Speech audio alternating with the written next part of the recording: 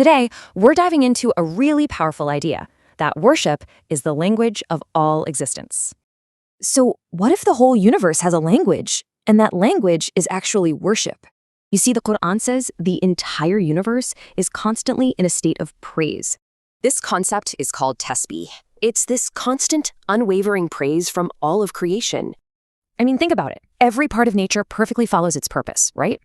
Even a single seed has this divine signature. It just becomes the tree it's meant to be. So nature is in 100% obedience. It's in a state of absolute submission. But we're different. Unlike nature, we humans have free will. We have a conscience. And, well, Scripture suggests this choice often leads us away from gratitude and obedience. That leaves us with a huge question. What is our purpose in all this? The path for us is ibadah, worship. It's what gives our lives meaning and direction. Now, this ibadat comes in two main flavors: formal rituals and moral actions. Formal worship is the stuff you might recognize: prayer, fasting, charity, pilgrimage, those structured practices. But here's the thing. These rituals aren't the end goal. They're meant to build something deeper. And that something deeper is called taqwa. It's a deep God consciousness that guides you. You can think of it as a spiritual immune system, It protects us. In fact, the Quran calls taqwa the absolute finest provision for your life's journey. Okay, so this is what leads to that second type of worship: turning your moral life into devotion. It's like this. Philosophers interpret life, but messengers show us how to transform it into worship. Because if your worship doesn't lead to good morals, it's just an empty exercise, right? So the process is simple. Formal worship builds taqwa, and taqwa transforms your everyday actions. The ultimate goal? To always keep God in your awareness, guiding every single thing you do. It all leads to this incredible declaration, dedicating your entire life to God, Lord of the worlds. Which leaves us with one final thought, a question for you. How can your next action be worship? Okay, so let's start with a pretty wild idea. Have you ever thought that maybe worship isn't just something we do, as humans? What if it's more like a universal language? Something spoken by literally everything, from a distant galaxy all the way down to a tiny seed. We're about to dive into this really profound concept, that the entire universe is in this constant state of worship. And honestly, getting your head around this could totally change the way you see your own life.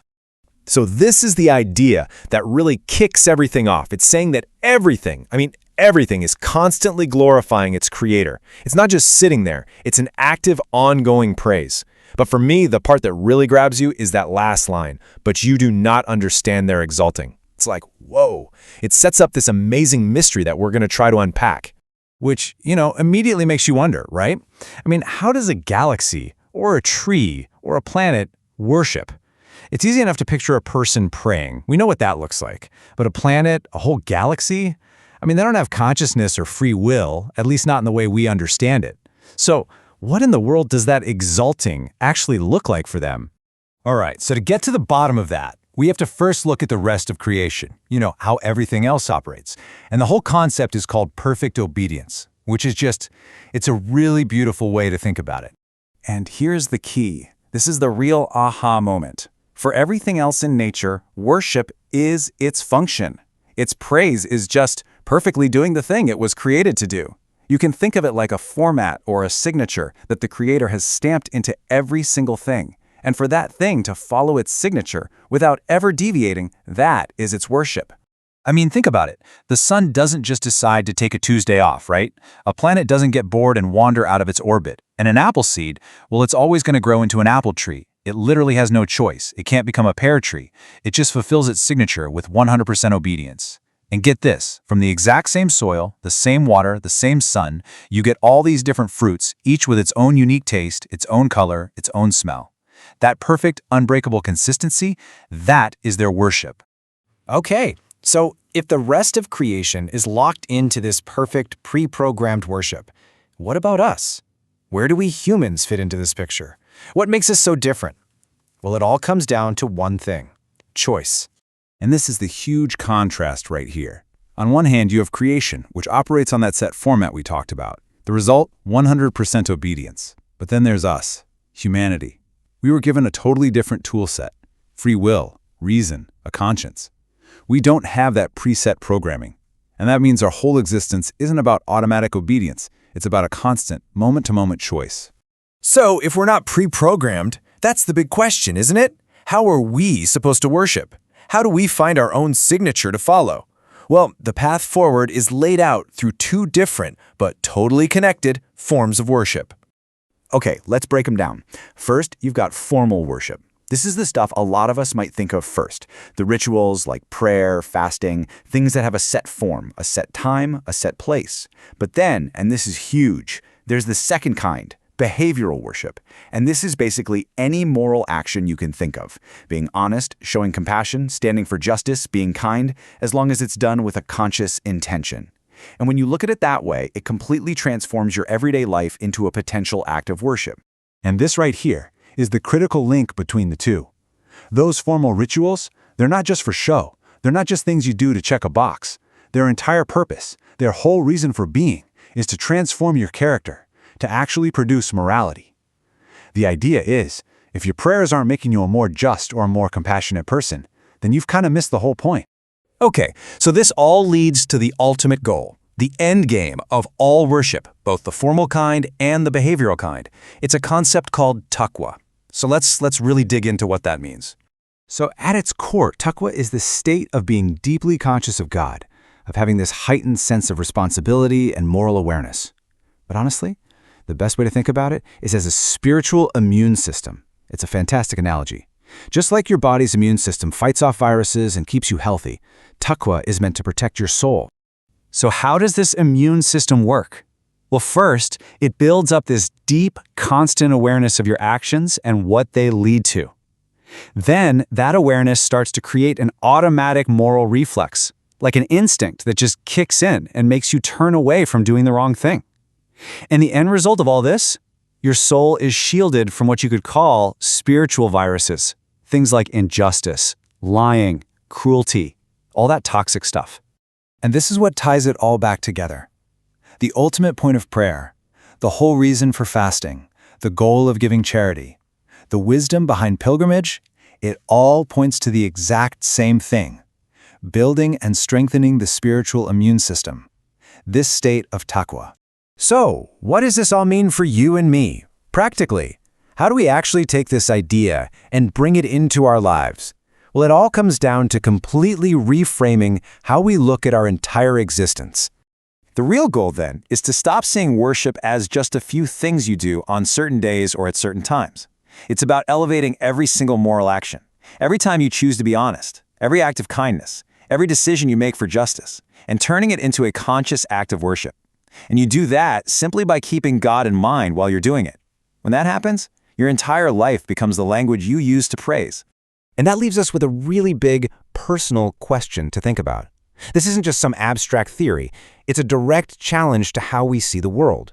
Who do you understand the Lord of all worlds to be? Who is the source of all this incredible order and purpose? And maybe more importantly, how does your answer to that question shape the choices you make every day? And that brings us to this final, incredibly powerful declaration. It really sums up this entire worldview. The idea that it's not just our prayers, not just our rituals, but our work, our actions, our living, and even our dying can all be united under a single profound purpose. All of it, offered up to the creator of a universe that is, right now, already singing in constant praise. You know, usually when you look out a window, you see the world as, well, just a collection of silent, oblivious objects. Right, just dead background scenery. Exactly. Like a pine tree in the yard is just a biological structure, a rock on the ground is just compressed minerals. Yeah. We tend to view the physical universe as this static prop, and we are the only real actors. We naturally assume we're the only ones talking. Yeah. We assume the only meaningful, conscious communication happening out there is between us. Between humans. And human communication is, to put it mildly, an incredibly noisy, chaotic affair. Okay. We are constantly shouting over each other, misunderstanding each other, and just projecting our own noise into the void.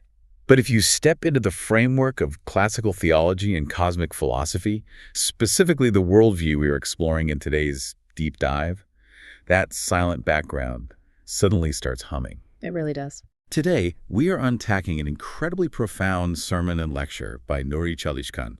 And the core mission of this deep dive is to explore this idea, this claim that every single atom, every falling leaf, every distant galaxy is actually communicating. It's speaking in a language we are completely functionally deaf to. Right. And the core thesis here is captured in this classical phrase, El ibadatu luatul vukud, meaning worship is the language of existence. Which completely inverts our modern materialist assumptions. I mean, it forces you to look at the universe not as, blind chance, but as a deeply purposeful system. A cosmic symphony. Exactly. Playing right under our noses, but on a frequency that human ears just aren't equipped to pick up. Okay, let's unpack this. Because if this is true, if a universe is fundamentally engaged in an act of worship, that drastically alters how you, the listener, view your daily routines and your place in the universe. Oops. So here's the agenda for today.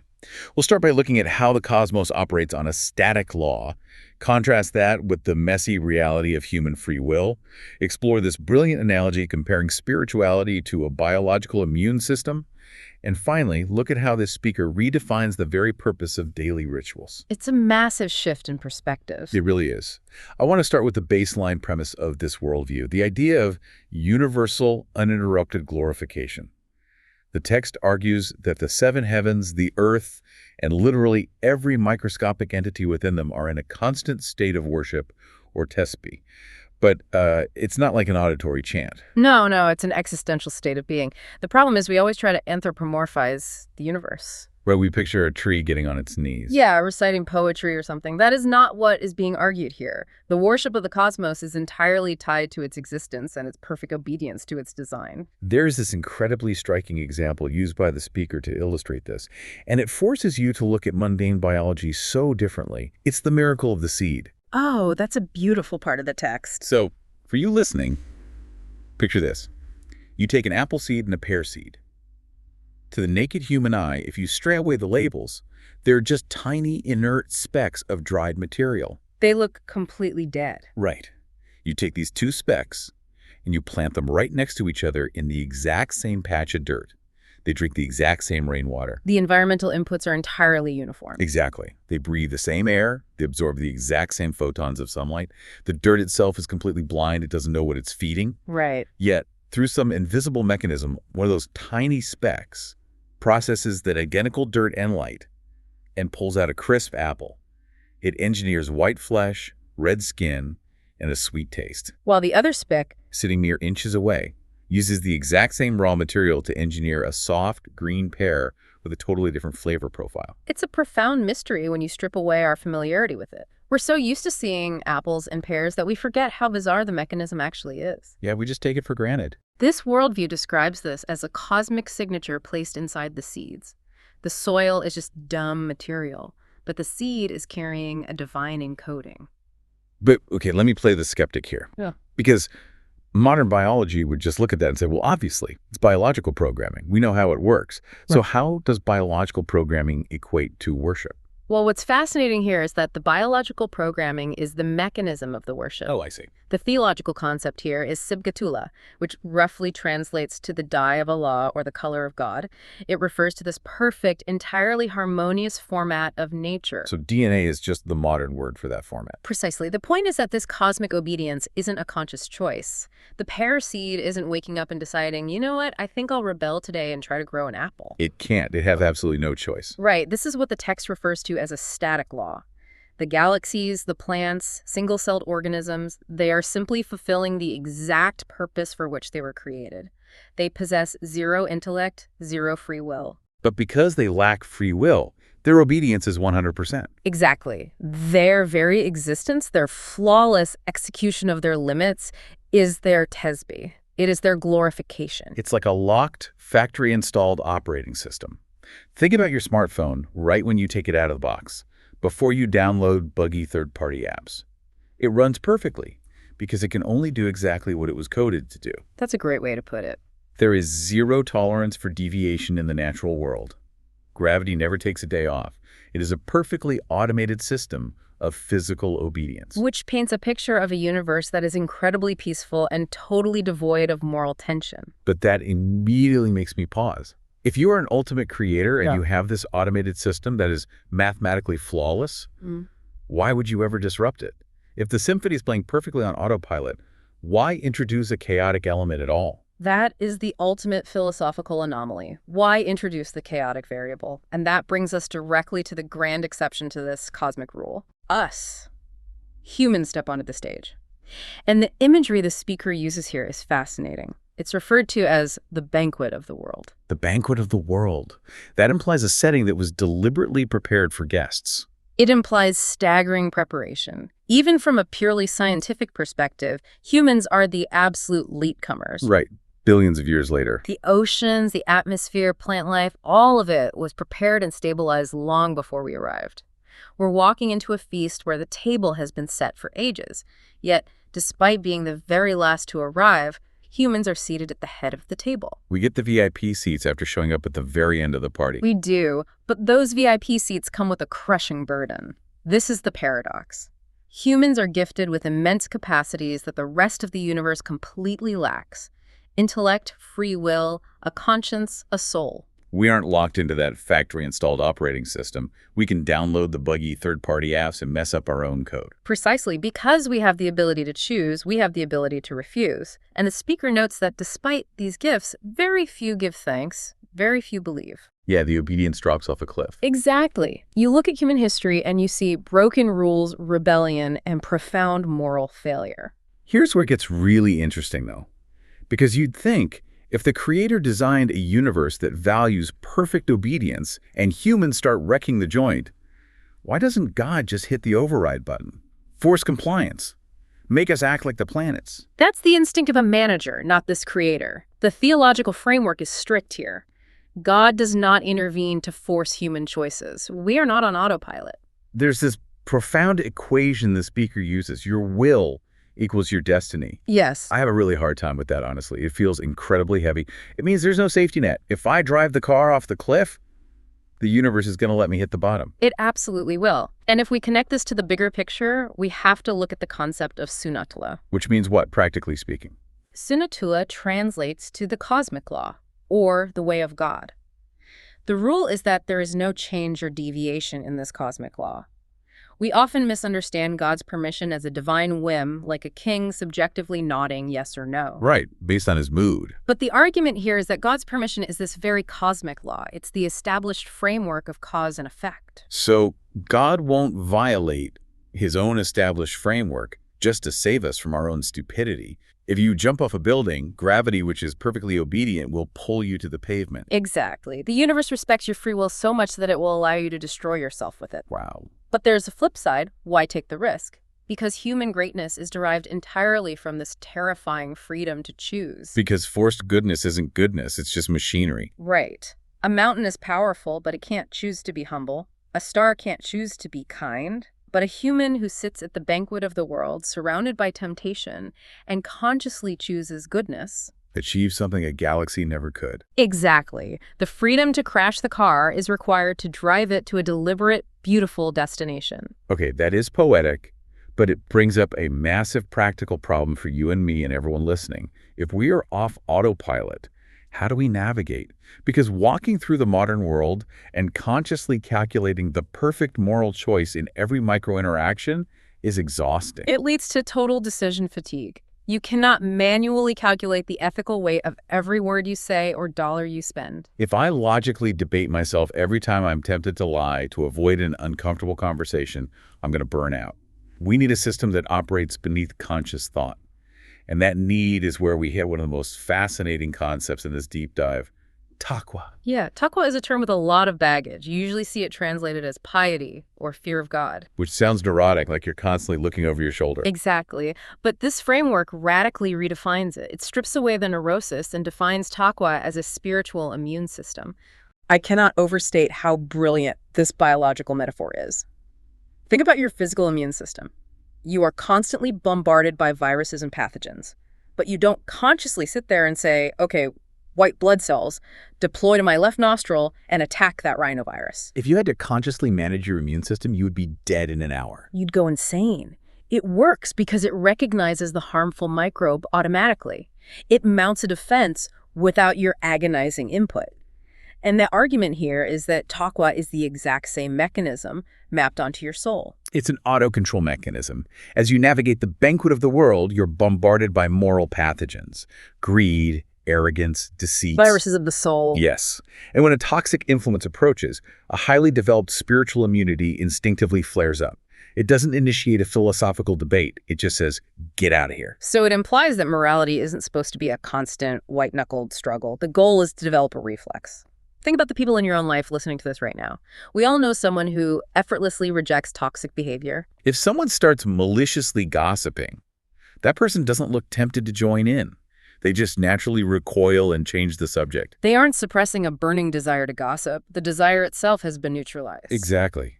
Their spiritual immune system identified gossip as a pathogen and rejected it. They've achieved a high level of taqwa. You don't need a security camera watching you to prevent you from stealing if your internal system rejects theft like rotten food. Which is incredibly liberating. But it exposes a massive question. How do you actually build that immune system? Right. You can't just read a biology textbook and become immune to the flu. You need physical action. Your body has to do the work. And that reality holds true for the spiritual immune system. Building taqwa requires tangible action, which leads to a stark comparison made by the speaker, the difference between philosophy and prophethood. This is one of the most provocative claims we're looking at today. The assertion is, philosophers interpret life, messengers or prophets transform life into worship. That is a heavy critique of purely intellectual exercises. It's a ruthless critique. The text argues that a religion that doesn't produce lived morality isn't a religion. It's just a club. And worship that doesn't transform into morality is empty theater. It's just philosophy. But wait, what about Stoicism? Or Kant's categorical imperative? Millions read these philosophers to live better lives. Are we saying that's useless? Not useless, but inherently limited. The speaker believes no philosophy has the inherent capability to produce a lived moral model purely on its own. Philosophers are brilliant at commenting on life. They draw up theoretical schematics. They draw the blueprints? Yes, but you can't live inside a blueprint. Messengers provide the actual construction of the house. They demonstrate how to embody a compassionate life in real time. They are the mechanism of transformation. So what does this all mean for us? It means the ultimate metric for any belief system is completely stripped of its intellectual romance. Right. The metric isn't how complex the theories are. The ruthless metric is the output. Look at the practitioners. How kind are they? How just are they? If there's no moral output, the system is failing its primary purpose. It's a very pragmatic view of faith. Is this machinery actually making you a better human being? Which perfectly sets the stage for analyzing the rituals themselves. If the goal is a moral output, how do physical rituals achieve that? Why do you need to stand in a certain direction or refuse water for 14 hours? This brings us to the deconstruction of formal worship, what the text calls ibadah merzume. Formal, pictured worship. Right. Highly structured practices with specific times and places. Prayer, fasting, charity, pilgrimage. And the speaker's critique of these rituals is incredibly blunt. He warns against turning them into mere physical culture, spiritual gymnastics. Yeah. The text says, if your formal prayer does not keep you away from shameful and evil deeds, it's just stretching.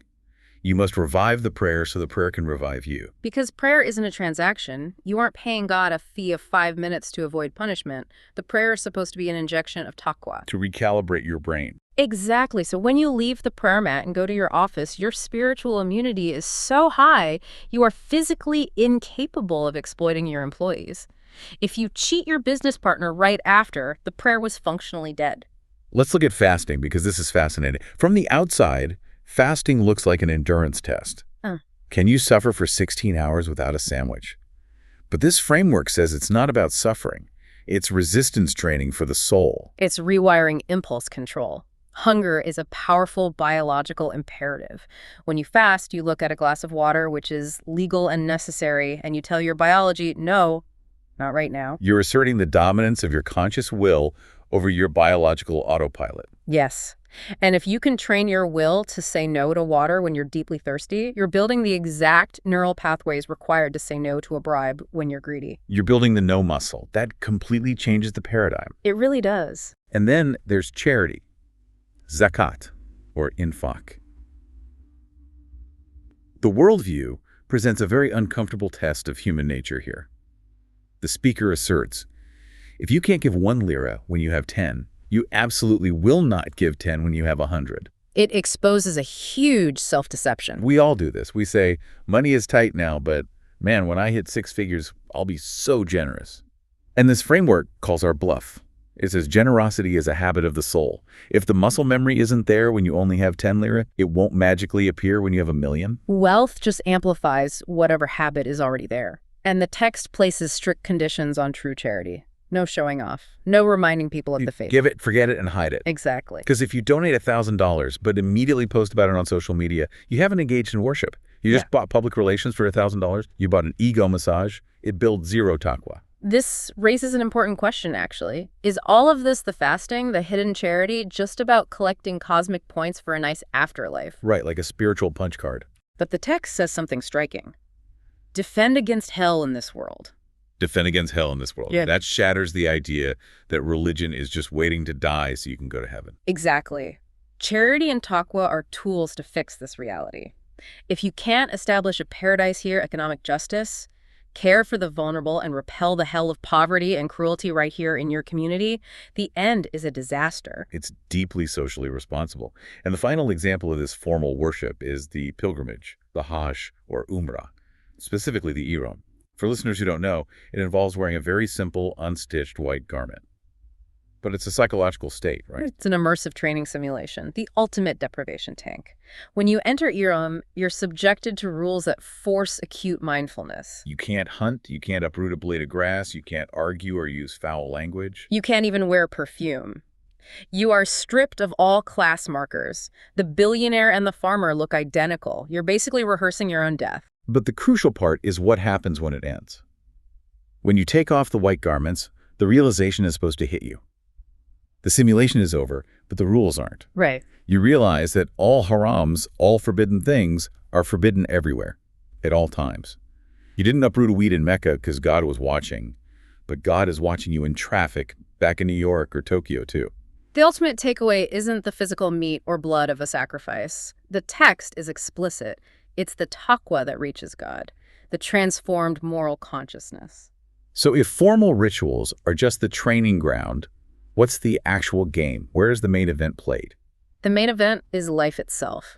This leads to the second type of worship.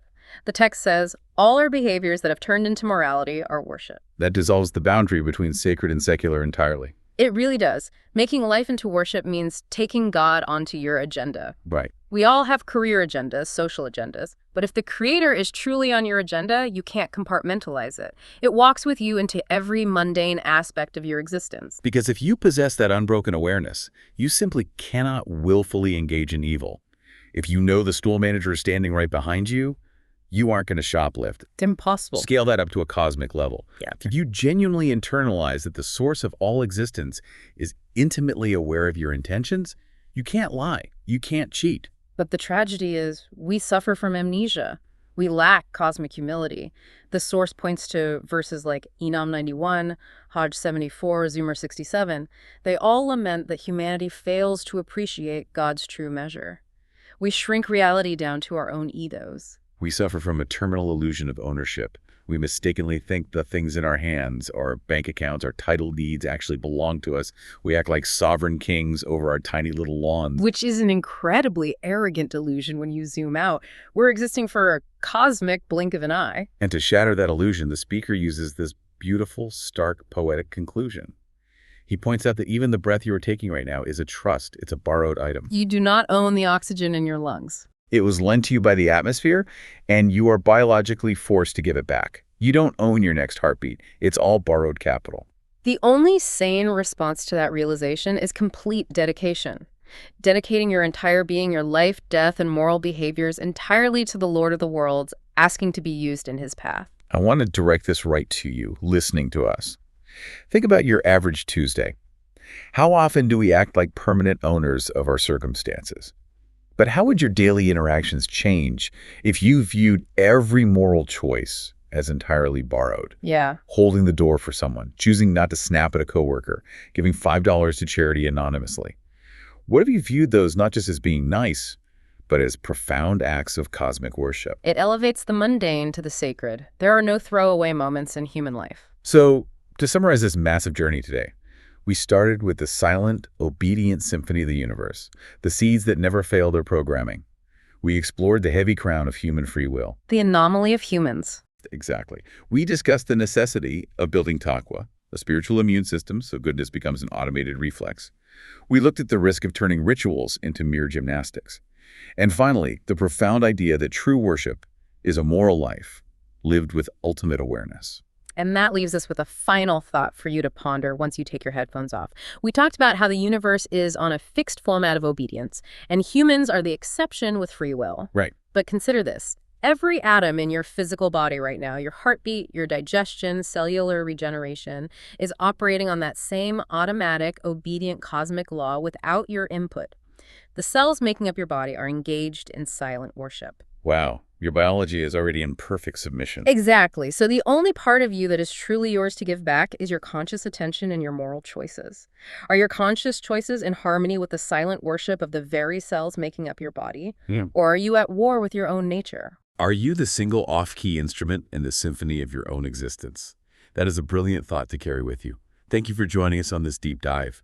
Keep exploring, stay curious, and as you walk through your day, pay attention to the silent language of existence all around you. Today's submitted text explores how worship is the fundamental language of existence, contrasting the deterministic obedience of the cosmos with the free will moral responsibility, or taqwa, required of human beings. Right. And it's clear the submitter has, this incredibly deep expertise and a really passionate foundational message. But I think we should jump straight into the high-level structural critique. The transition from the deterministic worship of the cosmos to the free will worship of humans offers a profound contrast that currently feels slightly disconnected in its execution. Yeah, that's exactly it. I mean, the text establishes this really beautiful picture of nature's static laws, right? The Sunnatullah. Like they use the example of an apple seed following its divine format with absolute zero tolerance for deviation. It just has to become an apple. Exactly. The causal link there is super rigid, but the weakness is that when the text shifts to human intellect and will and conscience, that causal link just kind of abruptly shatters. It really does. It feels sudden. Right? So you're suddenly looking at what reads like two parallel sermons rather than one unified thesis. The introduction of human free will reads like this jarring interruption from the natural order. Rather than a continuation of the same grand design. Exactly. It's the vocabulary, really. The author builds this mechanical, almost inevitable physical universe, and then just abruptly switches to abstract philosophical language when they bring in humanity. Right, so the suggestion here is to use the established concept of Sunnatullah, that cosmic law, to directly frame human free will not as an exception to the cosmic rule, but as a different, elevated type of divine format. Yeah, where the static law itself is the actual necessity of moral choice. I love that. So to execute this, when the author is describing the seed's signature, how it inevitably becomes an apple, they should explicitly contrast that with the human signature. Which is that unique capacity to actually choose to be good. The seed has no choice but to execute its programming, whereas the human is designed with a format that requires, active compilation of choices. It feels like comparing a train on tracks to a ship navigating the sea. Oh, wow, yeah. Like both have a destination, but the ship requires active steering. Do you think the author should explicitly use an analogy like this to bridge the gap? I mean, absolutely. Making that explicit comparison weaves the two halves of the argument together perfectly. It's the difference between a basic algorithm and, say, an artificial intelligence. Right. The cosmos is a simple algorithm. If X, then Y. It has no choice. But humanity is an AI. It's given parameters, sure, but it has to actively weigh variables and encounter friction. And choose its output in real time. Exactly. Both are governed by foundational code, but the latter requires active processing. So, looking at concrete examples, maybe at the end of the second page where they introduce human conscience? Yeah.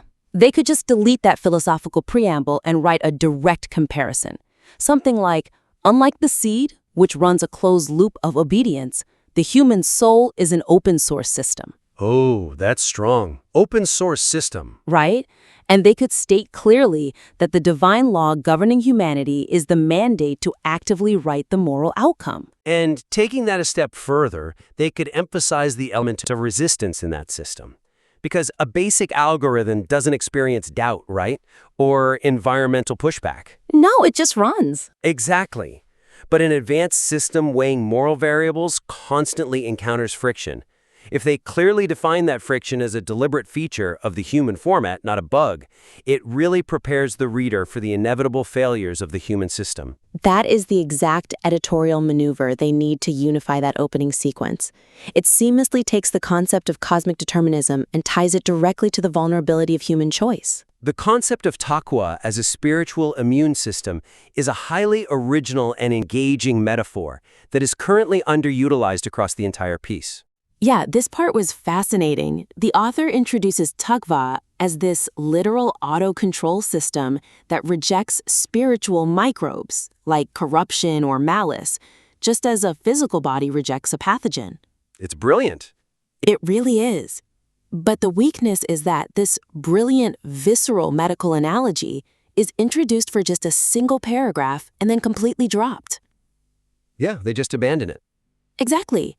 When the text moves into discussing the specific formal rituals, the ibadat-i-mersumai like namaz, oruch, zakat, hajj, it defaults right back to standard expected theological explanations. It talks about them the way 100 other texts already have.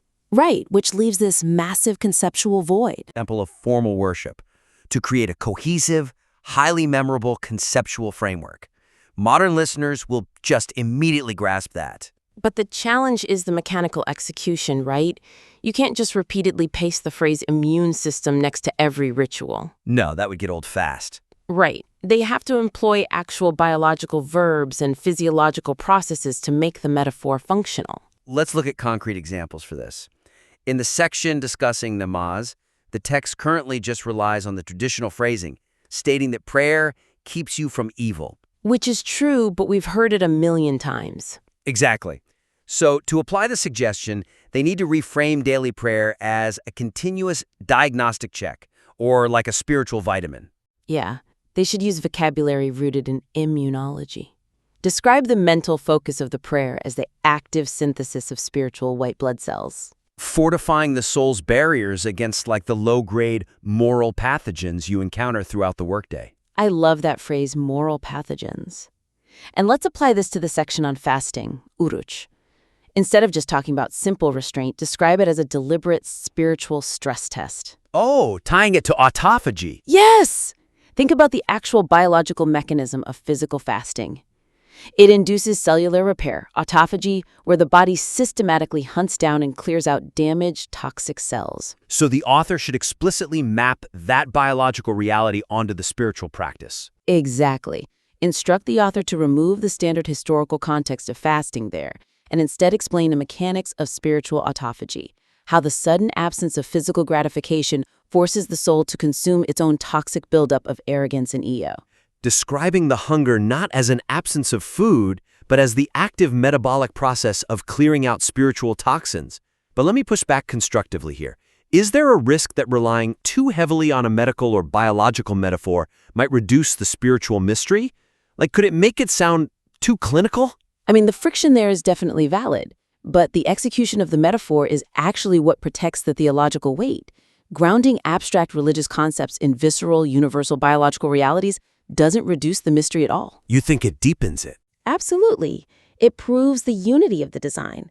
Modern audiences process the reality through the language of science, by demonstrating that the divine laws governing the soul operate with the same staggering logic as cellular biology. It provides a tangible proof of concept. Showing that the architect of the physical body and the spiritual conscience use the exact same blueprints. Yes, which mirrors our first point about Sunnatullah perfectly. If the physical body and the spiritual soul share the same code, they must share the same defensive mechanisms. So they really need to commit fully to this vocabulary. Right. Like with Hajj, frame it as a total system reboot. A complete quarantine from the familiar environmental toxins of daily life. By carrying these biological verbs, quarantine, synthesize, autophagy, through every paragraph, it transforms the whole piece. The promise of transforming daily life into worship requires more concrete modern examples outside of traditional religious rituals to fully deliver on its opening premise. Yeah, this is the final major piece of the puzzle. The stated goal of the material is to answer the question, can we make our entire life worship? Right. But the glaring weakness here is how it allocates its word count. The text spends the vast majority of its runtime dissecting the parameters and mechanics of the formal rituals. Which, honestly, the deeply knowledgeable target audience already understands perfectly well. Exactly. And while the text correctly states that worship must produce practical morality, akhlaq, it rushes that final most crucial point. It fails to show the reader what this end product actually looks like in the mundane, non-ritualistic moments of modern life. So, the suggestion is a strict reallocation of real estate.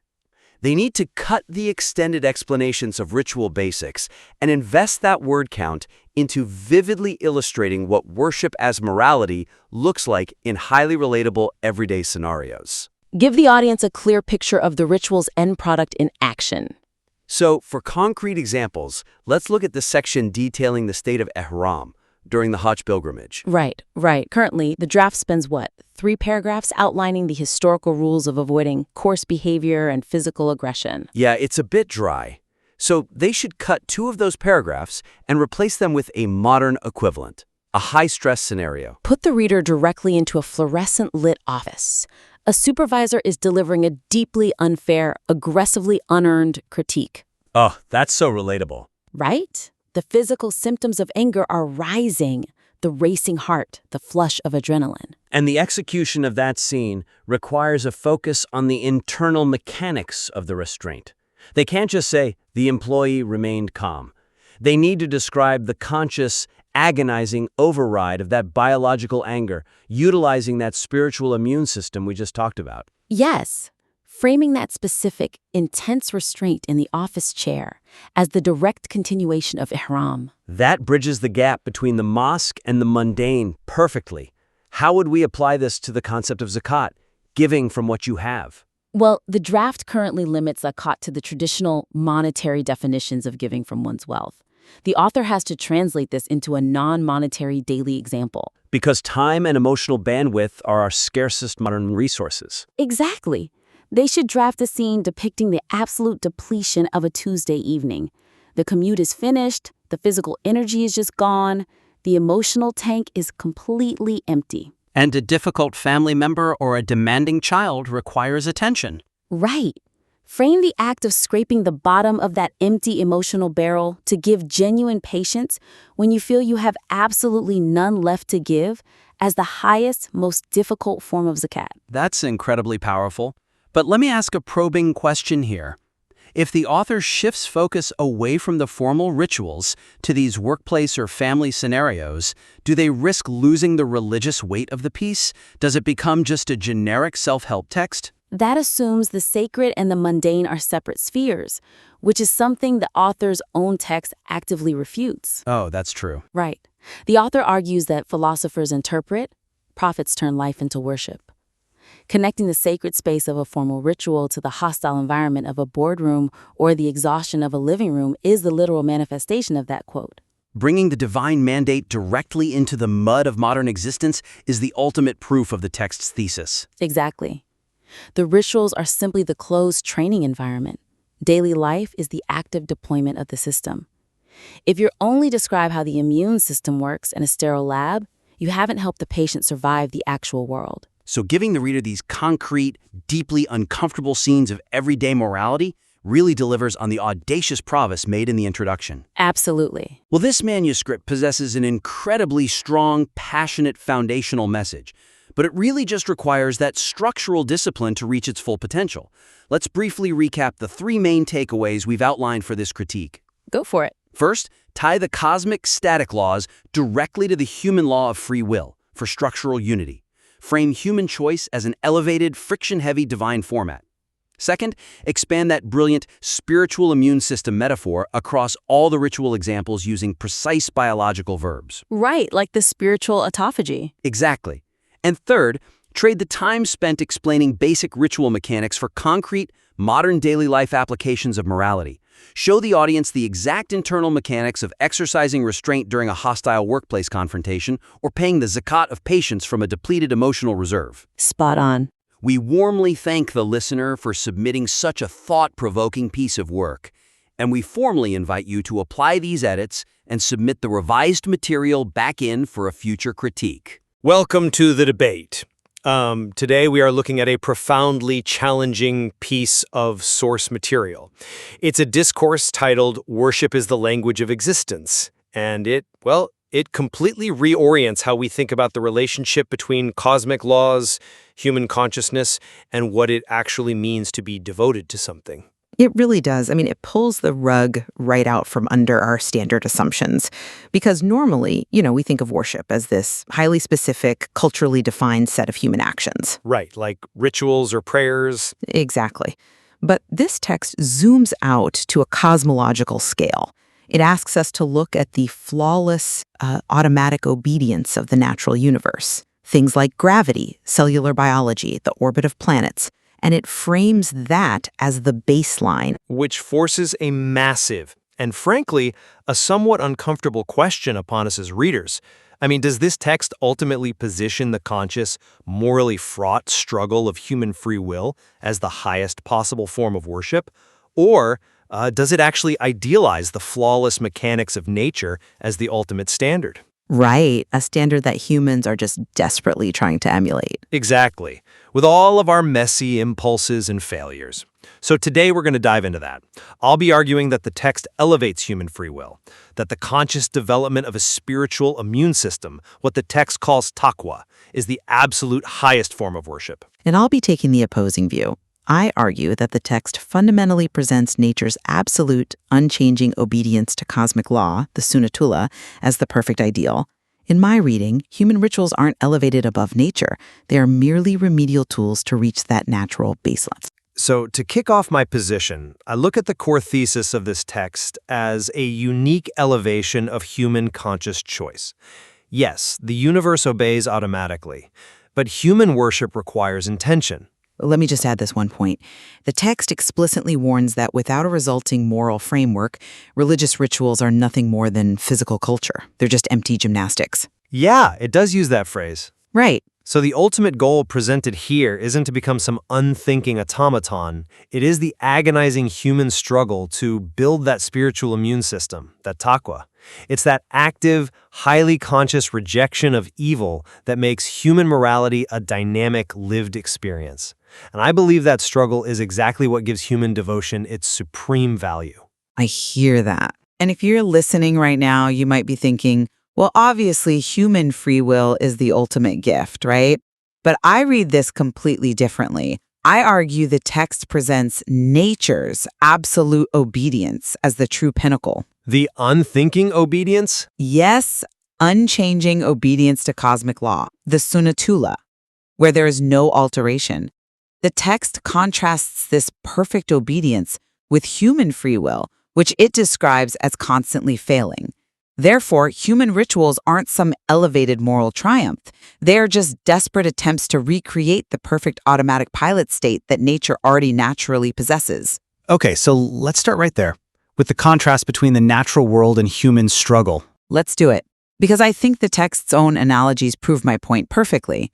Think about the signature of the seed analogy the author uses. It's wild when you break it down. It is a great metaphor. Right? You take an apple seed and a pear seed. You plant them in the exact same soil, give them the exact same sunlight, the exact same water. Yet the apple seed flawlessly, inevitably produces an apple. It never gets confused. It never deviates. Right. It obeys the format placed upon it by the creator. Exactly. It's 100% obedience. And the text presents this absolute unthinking obedience as a state of perfect worship. It introduces this concept of tesbih, an ongoing natural glorification that happens just by existing exactly as designed. But a seed doesn't have an intellect. No, it doesn't have a conscience either. But its submission to its design is held up as magnificent. It is a zero-tolerance system. The universe doesn't allow for a 99% orbit. It's perfection. And that is the baseline that human beings consistently, spectacularly fail to meet. Hold on. Are we really saying a perfectly programmed machine is morally superior to a human being who struggles but ultimately chooses to do good? Well, it's more reliable. Reliable? Sure. But if the goal was simply the automatic obedience of an apple seed, we would have been formatted that way. God could have easily programmed us to just output good behavior like a tree outputs oxygen. But the text explicitly states that God does not intervene in human free will. True, but... And it uses this beautiful, evocative metaphor to describe us. It calls humanity the last to arrive at the banquet, but seated at the head of the table. That proves that despite our flaws, our capacity for conscious choice gives human worship a uniquely elevated status. But why are we at the head of the table? Is it because we've earned it through our brilliant moral track record? Or is it a circumstantial placement that we constantly squander? I mean, we clearly squander it often. Exactly. The text notes, rather brutally I might add, that very few give thanks, very few believe. Our free wills are, quote, dropping like flies. We are at the head of the table because the capacity for conscious choice creates a categorically different type of relationship with the divine. The text declares that your will equals your destiny. It is entirely in your hands. Which is terrifying, honestly. It is. But look, an apple seed cannot choose to rebel. So its obedience, while mathematically flawless, is cheap. It's inevitable. A human being can choose to be incredibly cruel, to hoard wealth, to corrupt their environment.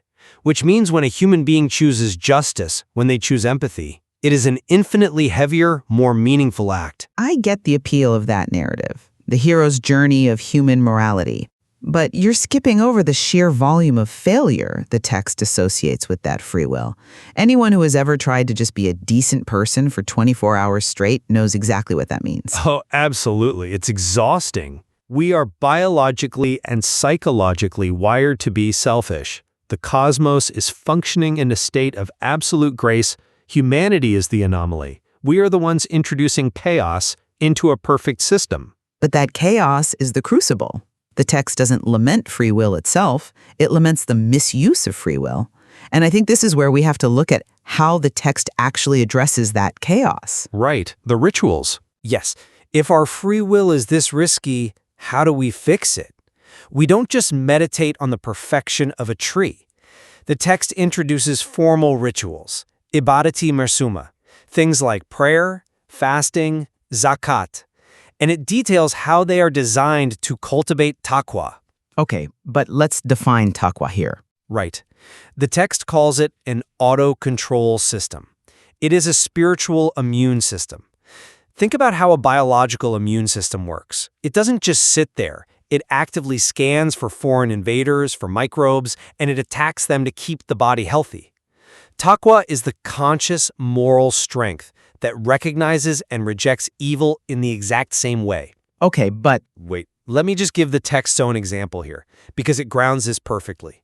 It talks about giving 1 lira to charity, when you only have 10 lira to your name, and doing it completely secretly, totally devoid of ego or a desire for recognition. Right, the ultimate test of charity. Think about the agonizing human psychology of parting with 10% of your net worth when you are already struggling. That is not automatic obedience. That is a conscious, agonizing triumph over human selfishness. I hear you, I really do. But look closely at the exact phrasing you just used, because the text's language here actually dismantles your argument. How so? You use the terms auto-control system and spiritual immune system. When the text explores those concepts, it explicitly states that the goal is to create an automatic reflex against evil. It literally compares the ideal human state to an automatic pilot. Right, but if the ultimate goal of all our agonizing human struggle is to reach a point where we reject evil on automatic pilot, then the text is proving my point. The goal of conscious human rituals is simply to bypass our flawed free will and mimic the effortless, unthinking obedience of the natural world. I see the linguistic trap there, but I think you're misinterpreting the word automatic in this context. Let me offer a different analogy. When a master concert pianist plays a wildly complex Chopin sonata, their fingers move automatically, right? Sure, muscle memory. Exactly. They aren't consciously thinking about every single keystroke, but that automaticity was bought and paid for with thousands of hours of conscious, agonizing practice. It is not the unthinking automaticity of a wind-up toy. It is the earned automaticity of a master. That's a fair distinction, but the human subject is still inherently unreliable. When the text speaks of an automatic reflex against evil, it is talking about cultivated moral excellence. This is exactly why it warns that if a prayer does not stop you from doing shameful things in your daily life, it is just physical culture, empty gymnastics. But the very fact that a human ritual can be reduced to empty gymnastics highlights the problem. An apple tree never performs empty gymnastics, it just bears fruit. The human being has to be constrained by these rigid rules because we are so prone to corruption. I wouldn't say constrained, I'd say guided. Look at the ritual of Hajj, the pilgrimage, which the text discusses. You have to don the ihram, these two seamless white sheets. You are stripped of your wealth, your class, your identity. And the rules are incredibly strict. You cannot pluck a single leaf from a plant. You cannot kill an insect. You cannot speak a harsh word. You are forced into a state of absolute harmlessness. Exactly. These aren't just exercises in conscious morality. They are absolute constraints. They are guardrails keeping the chaotic human will forcibly aligned with the Sunnatullah. It's a simulation of the universe's zero-tolerance policy. You are physically prevented from asserting your ego over the natural world. I agree it's a simulation, but the simulation has an earthly purpose.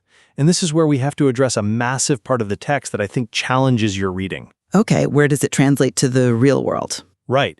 If the goal of these rituals is either conscious morality or automatic obedience, how does that translate?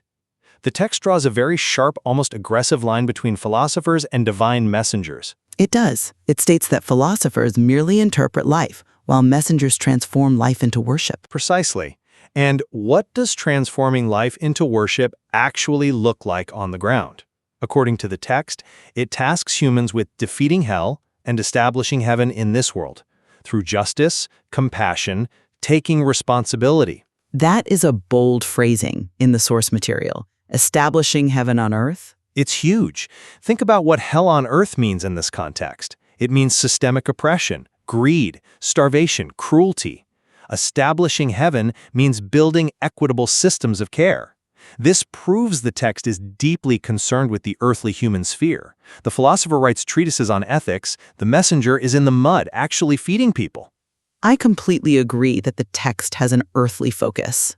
The messenger is indeed in the mud, but I fundamentally disagree on where the value of that earthly action comes from. What do you mean? Is the social work intrinsically valuable, or is it just a vehicle for cosmic alignment?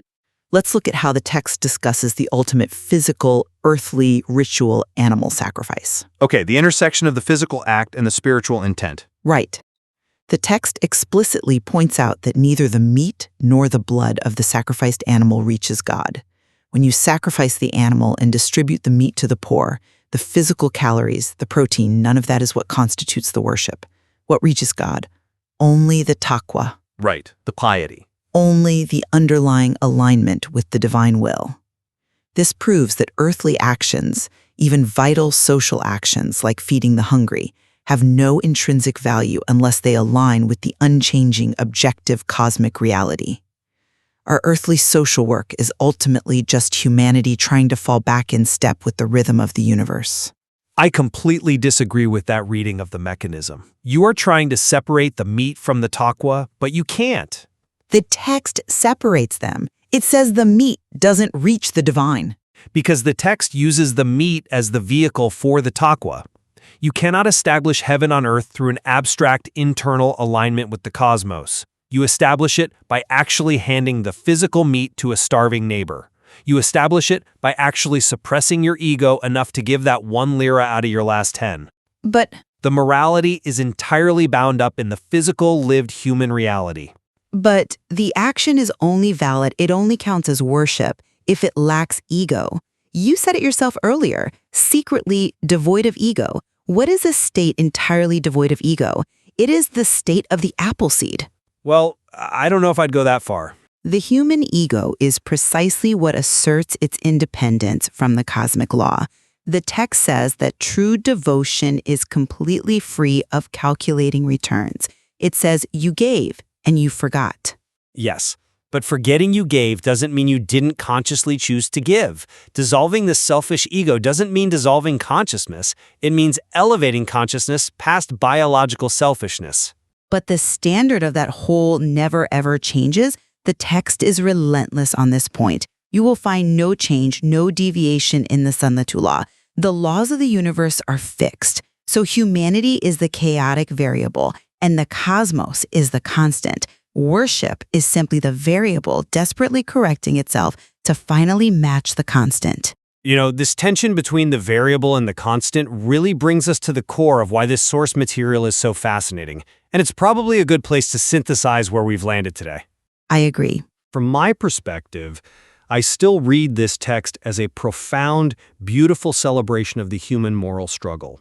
It maintains that the conscious choice to build a spiritual immune system, to choose to give when it hurts, to build heaven on earth through justice, is exactly what seats humanity at the head of the banquet table.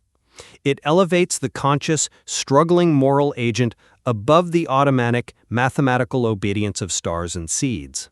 And I look at the exact same passages and see a lesson in profound, almost staggering humility.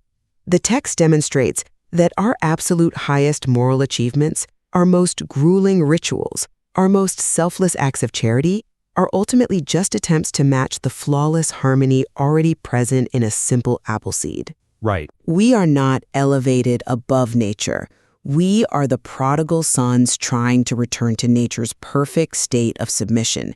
The Sunnatullah is the master language of existence, and human worship is just us finally learning how to speak it without stuttering. I think where we absolutely converge, though, is on the brilliance of how this text bridges the gap between the physical mechanics of the cosmos and the ethical demands placed on us as human beings. Oh, entirely. It is a remarkable synthesis. It forces you to look at a forest or a night sky, not just as biological or astronomical phenomena, but as active, perfect expressions of devotion. And more importantly, it forces you to measure your own daily ethical behavior against the unwavering reliability of a sunrise. It really leaves us with a profound question to chew on. I mean, does the mathematical perfection of the universe diminish the messy human struggle? Or does the conscious choice inherent in our struggle elevate us beyond mere mechanical perfection? It's the difference between being a flawless gear in a watch and being the one who chooses to wind it. Exactly. We certainly aren't going to declare a definitive winner between those two perspectives today because the text itself invites us to sit with that tension. There is far more nuance to explore in this material regarding how we navigate our daily lives and our ethics under these massive cosmic realities. It definitely asks us to continuously audit our own spiritual immune systems, that's for sure. It really does. Thank you for joining us for the debate. As we leave you today, I want you to think back to that mechanical watch metaphor. If every gear in a watch turns exactly as it must, driven by physics without any choice, the time it keeps is perfect. But if a gear somehow had the capacity to choose to stop, yet consciously decided to keep ticking, taking on the friction and the wear just for the sake of the whole, is that mere function or is that love?